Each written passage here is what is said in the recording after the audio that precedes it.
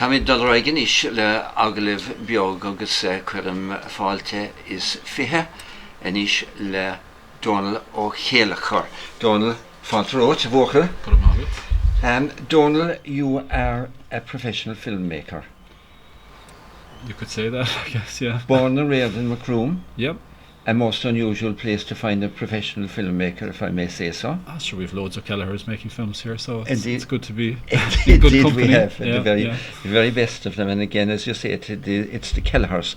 But Donal, you actually are a professional filmmaker who worked in America and filmed in America with some very high-powered people, as far as I recall in my conversations with you in the past. You returned to Macroom and to this area in 2009. I did. Tell me what you did then. Yeah. I was invited back to the Unit Cultura in Ballyvorna, wonderful cultural arts centre. Mm-hmm. And I met kind of a few key characters. Nora Norton, who was curating an art exhibition here in the town hall in Macroom, had included my work there, and we had a screening of a Tibet documentary that I'd worked on here at the Briery Gap, actually, in Macroom. And I connected with Nora, who was very kind of key in terms of connecting me back into the art scene here, because I kind of feel at home as much in a gallery art situation as much as anything else. And then I met Padre Arida, of course, and then I met Brien from the Unit Cultura. So that time when I came back, I spent a few weeks here just filming back in the Gaeltacht, and I'm from Macroom originally, but my grandparents would have lived in Ballyvorna, so I would be very aware of like the depth of culture and tradition that's going on back there. And I was always very keen and curious to explore it in some way. So while I was filming back there, I ended up being invited back from New York to become the artist in residence back there. And I spent 6 months there working with the kids in all of the different national schools, and we did this wonderful collaborative workshop, which you contributed towards as well. Yes, indeed, and it was most insightful, I have to say, for me. It was great. It was a wonderful process. What was the purpose of that, if you were to sum it up? I mean, how did it benefit the youngsters, for instance? Basically, it was really just an introduction of how to make a film to the different students. We worked with the transition year students, and then we worked with all of the Bunskullen, that kind of said later in the Bunskullen, and basically it was an introduction to the film process. So we made an experimental film, as I have a long history with experimental art film, and we made a documentary and a fiction, which is the one you collaborated with. Yes. So they're kind of the three types of cinema that exist. So I wanted to give them exposure to the three types of cinema. Yes. And hopefully there'll be a few filmmakers come out of that in the future. Now we'll see. Very good. First class. And then you went on after that, and I suppose I should sort of let the viewers know that we're having this interview today because last night there was a screening in the Briery Gap of Aisling Gal, but more of that anon. Now, just following through then on your sort of the local history, your local history of filmmaking since you arrived. There was that one at the Unit Cultura, which you did. Now you moved on after that, and you made another film in that part of the country. Yeah. Yeah.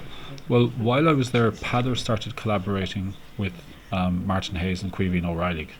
So they were starting to meet with each other over a year-long period to do what they described was to do a search through musical form, Irish musical form.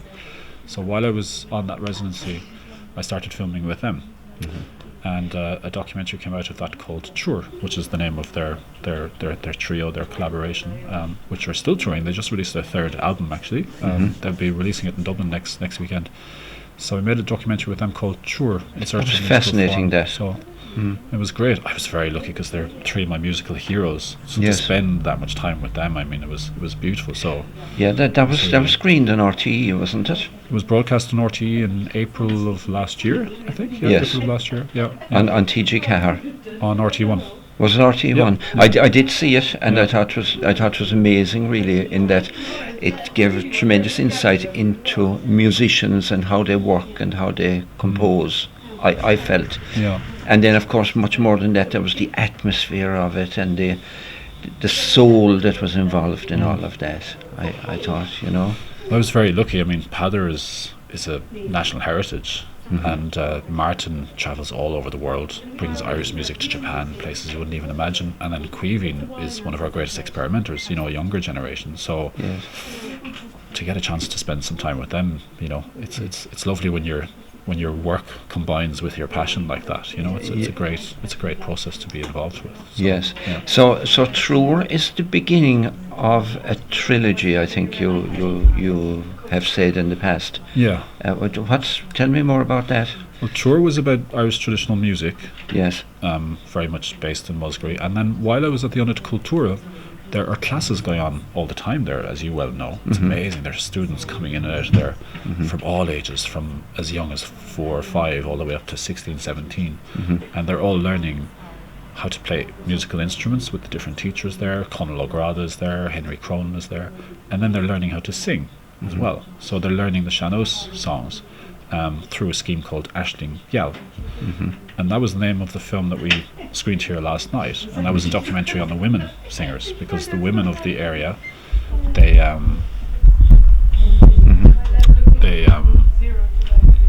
this scheme called Aisling Geal to bring all of the local Sean-nós songs to the next generation. Yes. So the trilogy basically, it started with Trúr and with Irish traditional music, and then Aisling Geal is the second title, and that's the women singers of the area. And then I'm working on a film at the moment with Cór Cúile, the men's choir. All right. So we have the music, the women, and the men.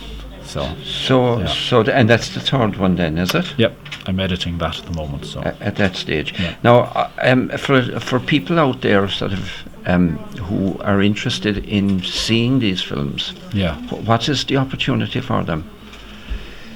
Aisling Geal will be on television next year. Yes. And then the third film is called O Cúile go Ilón I, from Cúile to Iona, and that will also be on RTE next year. It'll be on RTE 1 after that. Yes. Yeah. A whole lot of you decamped to Iona for that, I think, did you? We did. There was a group of about 30 went to Iona for a celebration. It's the launch of. It's been 50 years since Cór Cúile was founded by Sean O'Riordan in 1963. Yes. So this year coming is going to be the 50-year celebration of that. And it was the 1450th commemoration of Colmkill arriving in Iona to establish Iona.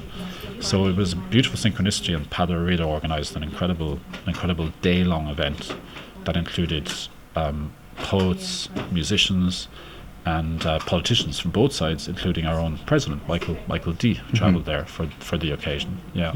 Very good. Yeah. Yeah, I certainly saw some excerpts of that on television already, but you're doing a full film on it. We are. Yeah. Yeah. We're editing at the moment, and it's supposed to be delivered by early next year. So hopefully it'll be broadcast now in March. It's a fairly slow process, isn't it? It is time consuming. Yeah. You need loads of patience, I think, for it. Well, when you think about it, for the Iona documentary, we filmed 60 hours of material. Yeah. And that has to be condensed down to 52 minutes. Yes. Yeah. Yeah, so there's a lot of work to be done. Now, Donal, we had the pleasure of seeing Aisling Geal here last night, and I know it has been shown in a number of centres around the locality. You're off to Dublin this evening because you're involved in some film in Dublin. I am, yeah. My earlier work would have been kind of more like in an art environment, or an artistic / experimental environment. So they're having a retrospective of Irish experimental cinema tonight. So they're including one of my films from 10-12 years ago. It's called With Wind and White Cloud, and it's in a programme with, for example, Samuel Beckett. Samuel Beckett only made one film in his life. It's called Film, with Buster Keaton. Yes. So I'm getting to an age now where I'm old enough to be included in programmes like that. Not right. not that some advantage but to anyway, it. I guess, yeah. There's some advantages to growing up a little bit, I guess, hopefully, yeah. Yeah, so that'll keep you busy, and then you've shown in film festivals around the world a bit, haven't you? Yeah, well, the other film that I made while I was in Cúile was called Dreamtime Revisited, which was screened here also. It was in cinemas last year around Ireland. Yes. On Kerry philosopher John Moriarty, who's another national treasure, passed away in 2007. And that's screening next week in Uruguay and Argentina. It's been doing the circuit. Is it on his life, is it?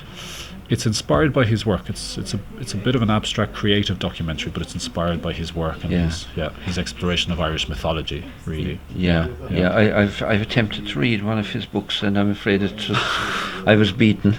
He was quite a philosopher, but I remember his famous. At least I remember when he was interviewed on radio after being diagnosed with cancer, and his statement, "Well, why not me?" Which was quite arresting at the time, at the time, but a wonderful, wonderful guy. So, Donal, it's nice to, I suppose, for us to have some exposure with professional filmmakers, because it's not something that we have had in the past very much, or at all, in real terms. Denjo, of course, as you quite rightly pointed out, has been blazing a trail here with local television for many years, and which is very important. Absolutely massive. Yeah, we were talking about his archive earlier. I'd love to sit down for a few weeks and look through his archive. Well, that would be quite a project, I'd say. That would have, and he has it all beautifully catalogued and very accessible, right? Like most artists, with their work. Great. We'll have to organise a gathering somewhere along the way. Absolutely. Denjo doesn't like us talking about him he's very helpless behind the camera when we start. That's true. So we can get away with things. We can say what we like. Donal, it just remains for me to wish you a safe journey to Dublin now, and a successful evening there with the IFI, and it's hopefully will work out very well, and we look forward to seeing your next screening. Great. If people want to learn more about the work, they can go to my website, because my production company is called Anu Pictures, so they can go to anupictures.com. ANU. Yep, pictures. Do they have to have that further? .com. There's no further in the internet, unfortunately. So no, there might be, but I left it out for that. There is one. All right, if you do a particular thing, but it's not needed. Presumably. No, not for that. Yeah, you can go straight in. The DVDs, for example, after the broadcast on RTE, the films will be released on DVD. All right. And they're actually also going to be released on VOD, which is video on demand. So you can actually pay a small fee to watch them on the internet. Okay. As well. Yeah. So that's the plan for the new year. So they'll be coming out. Fantastic. Yeah. This year. Yeah. Okay. Gramila Mahagot. Great. So there we have it. Donal O'Kelleher, Kelleher, and his marvellous films that you really should look out for.